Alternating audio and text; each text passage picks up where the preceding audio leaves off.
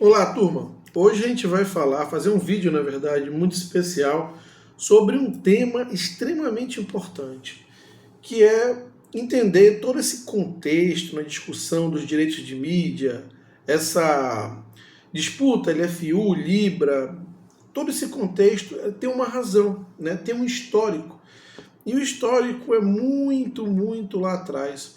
Eu recebi uma sugestão e um pedido, na verdade, de um dos inscritos no canal, através do comentário, né, para vocês verem como eu dou importância para os comentários, pedindo para explicar, porque pelos comentários que ele estava lendo nos meus vídeos, ele entendia que muita gente não conhecia a história do futebol brasileiro, dos bastidores, da parte comercial, propriamente falando. Né? Ele pediu minha ajuda para fazer um vídeo esclarecendo a respeito. Né?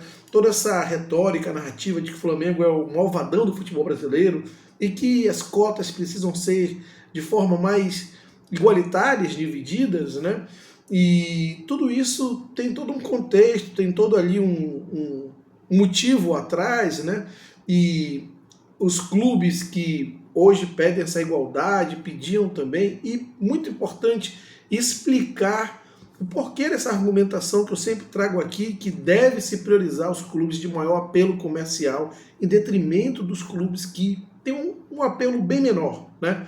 Toda essa argumentação que eu trago aqui também tem um contexto, né? Tem um histórico que justifica esse discurso, que justifica essa retórica aqui. Então, eu vou fazer um vídeo explicando a respeito e vai ser um vídeo bem esclarecedor.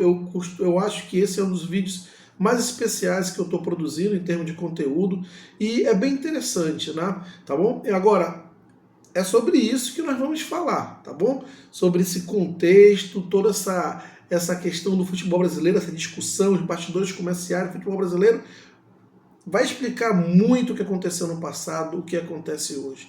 A relação Flamengo e LFU que você vê hoje, você vai entender por que acontece. E muito do que passou claro, muito do que passou com atores que hoje estão na cena, tá bom? Claro, antes de seguir com esse vídeo, eu peço sua ajuda para que se inscreva no canal. É muito importante que você se inscreva. Então, além de se inscrever, ou melhor, ao se inscrever, ative o sininho, ative a notificação. É extremamente importante para que você ajude o canal e você ativando a notificação, você recebe, ativando o sininho, você recebe as notificações para os próximos vídeos. Tão importante quanto é o like, aquele joinha, porque é através do seu like que o YouTube entende como relevante esse conteúdo, e de fato esse conteúdo aqui é muito relevante. Você vai ver, então deixe o seu like, deixe o joinha. Claro, se você gostou de algo que foi abordado aqui, ou não gostou, ou concorda ou não concorda, não importa, o importante é interagir. Portanto, comente. Deu para perceber já que eu dou muita importância aos comentários quando eles são feitos, obviamente, de forma respeitosa. Então, comente, não deixe de comentar e compartilhe esse vídeo com seus amigos, nos grupos de WhatsApp, amigas, família, naqueles grupos de Flamengo ou de outro time. Compartilhe, porque, como eu estava dizendo, esse conteúdo vai ser bastante esclarecedor. Voltando ao tema do vídeo, essa relação toda de Flamengo, LFU, direitos de TV, de mídia, como isso tudo começou, o porquê, Diogo, que o que aconteceu lá no passado explica o que acontece hoje. Bom, primeiro vamos aqui a alguns contextos. A primeira vez que se falou em pagar, negociar direitos de TV, o pioneiro disso, quem levantou a bandeira, ou quem foi à frente disso, foi exatamente o Flamengo, tá? Até 1977 não se pagavam pelas imagens dos jogos. Tinha uma TV, uma empresa de mídia, que capturava as imagens e depois vendia, né, comercializava com as grandes emissoras de TV. Então era assim que funcionava e não tinha esse negócio de pagar pelos jogos não, como tem hoje, tá?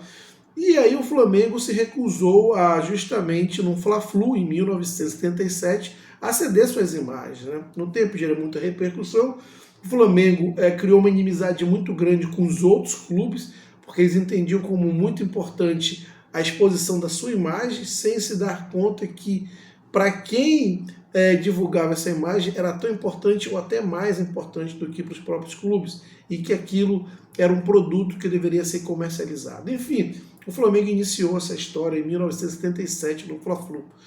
A partir daí, o futebol brasileiro começou a se profissionalizar na questão das negociações dos direitos de mídia, né?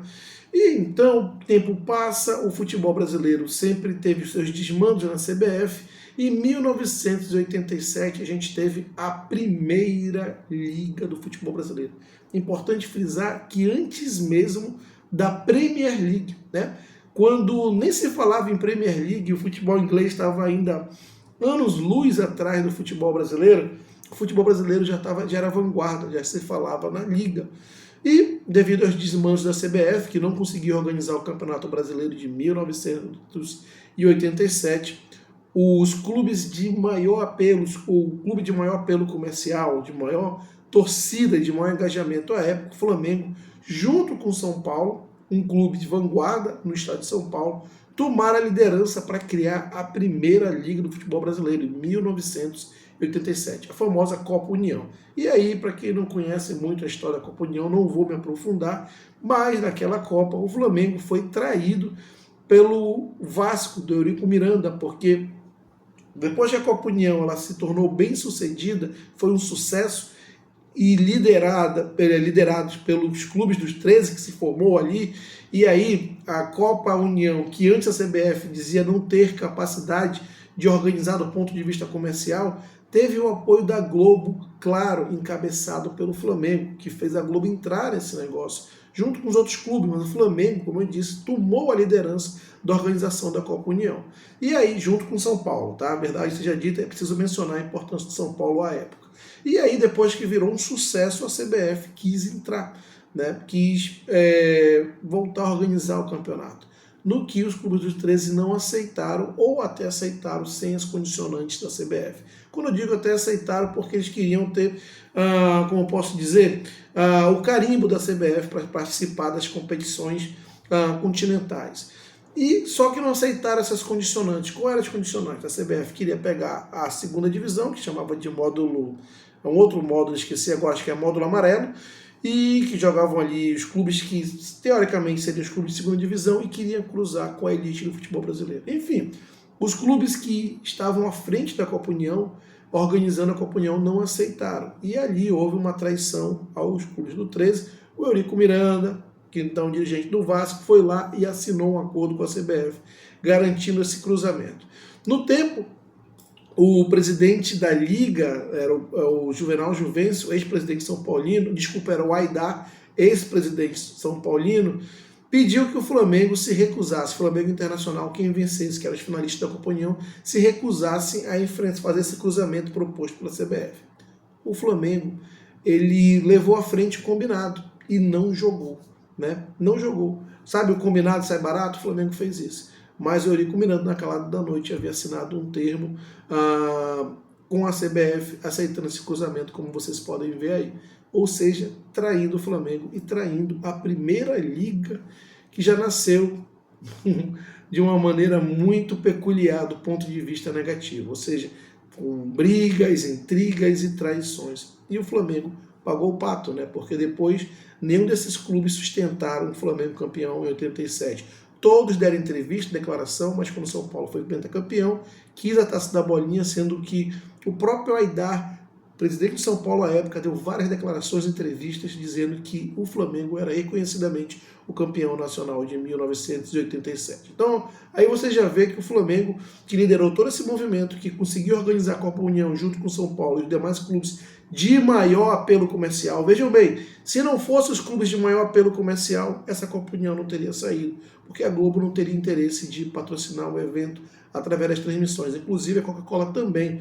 Alguns clubes que estavam na primeira divisão, e é uma crítica que se faz à Copa União, mas não tinham um grande apelo, como o Guarani e a América, foram colocados na segunda divisão, porque a Globo e a Coca-Cola queriam os clubes de maior apelo comercial, para gerar engajamento, audiência, para melhor propagar a campanha da Coca-Cola.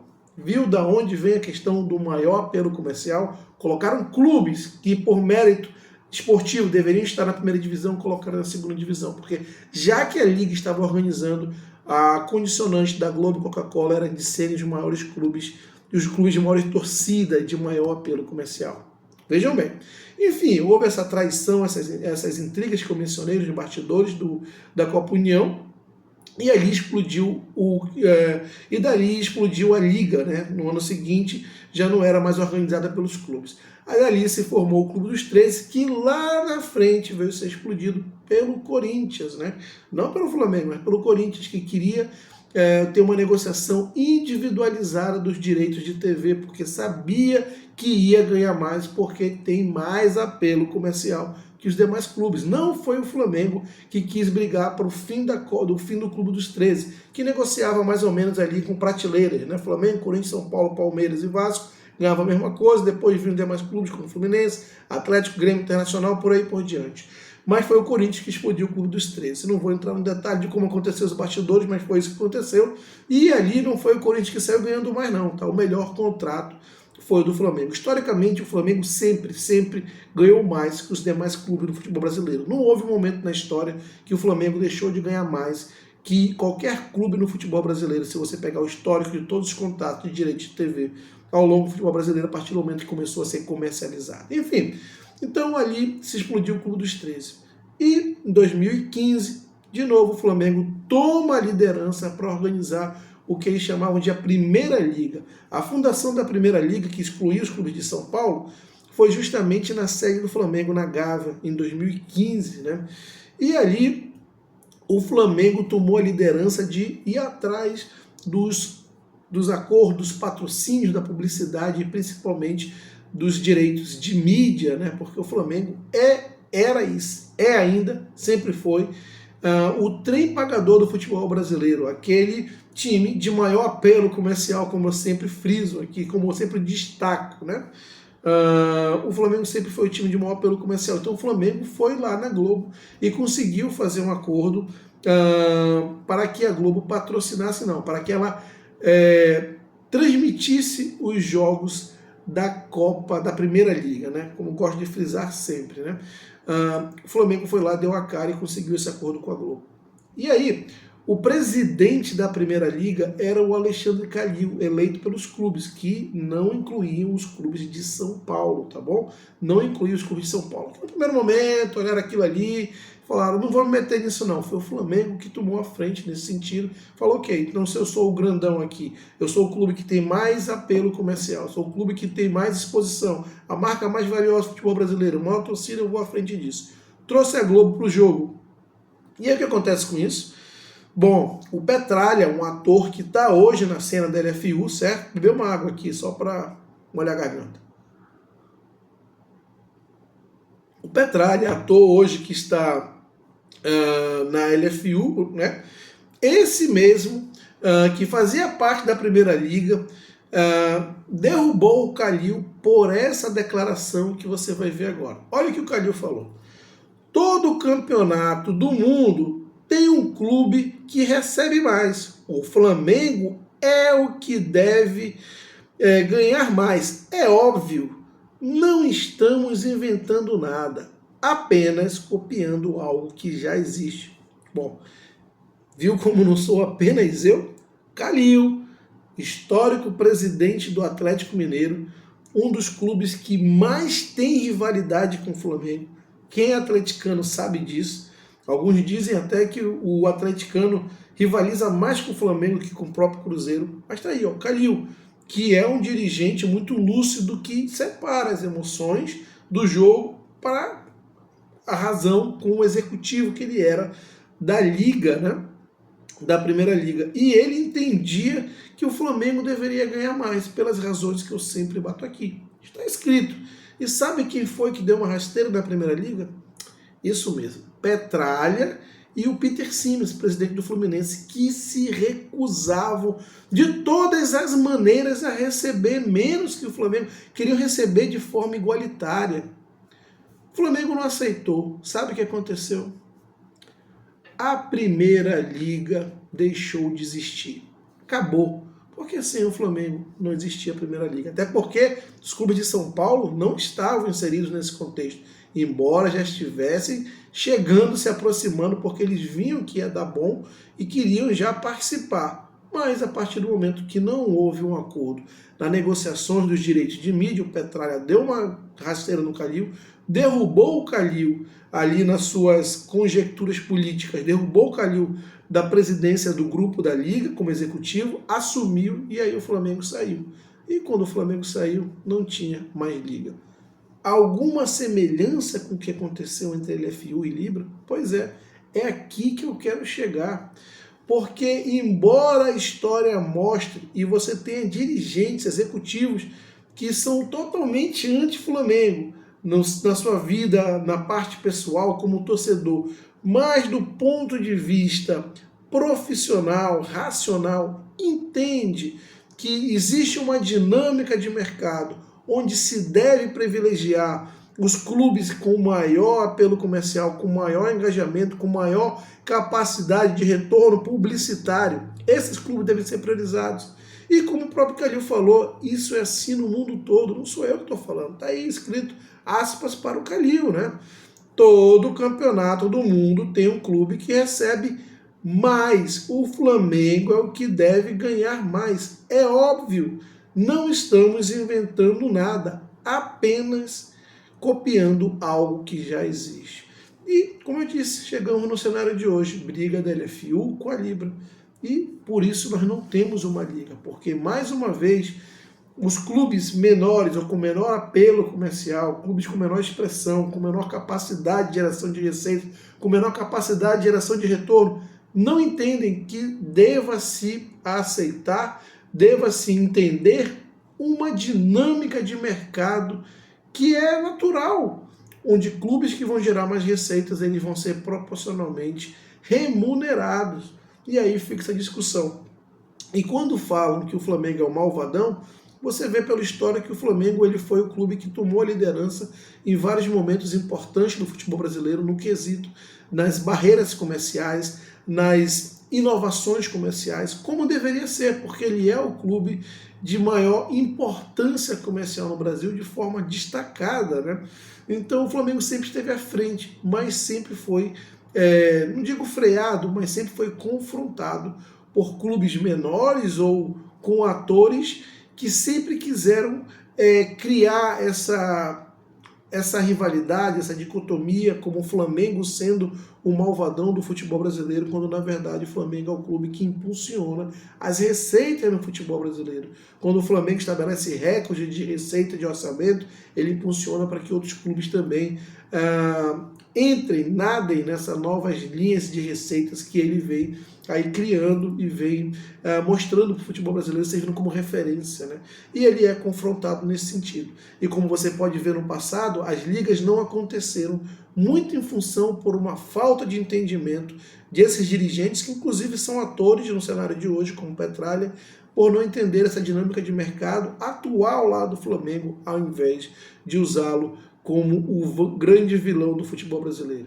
Pelo mesmo motivo que não houve liga no passado, também provavelmente não vai haver agora, até que se entenda e se aceite uma dinâmica de mercado e o entendimento de que quem paga o futebol brasileiro são os clubes com maior expressão. Quem mais gera receita no futebol brasileiro são esses clubes, e o Flamengo é o maior deles. Enquanto não aceitarem isso, vão viver de narrativas. Só que essas narrativas não pagam as contas. É exatamente o que está acontecendo com a LFU, embora tenha toda uma narrativa de vários jornalistas aí que não conseguem somar um mais um no mundo deles dá menos um, não dá dois, mas ainda assim vivem de narrativas, e tem gente que quer comprar, de repente é conveniente, mas como eu disse, uma hora o boleto chega e a narrativa não vai pagar a conta. Quero saber a sua opinião a respeito do vídeo. Se você gostou, deixa o joinha. É muito importante que esse vídeo, que é muito esclarecedor, chegue a um número muito maior de pessoas. Comente, porque ao comentar gera-se um debate muito saudável e eu também posso contribuir com a evolução do conteúdo que eu produzo para você. Se inscreva no canal, ative o sininho, deixe o like, o joinha e compartilhe esse vídeo, muito importante, viu? Quero ver muitos compartilhamentos desse vídeo aqui. Um grande abraço e até a próxima.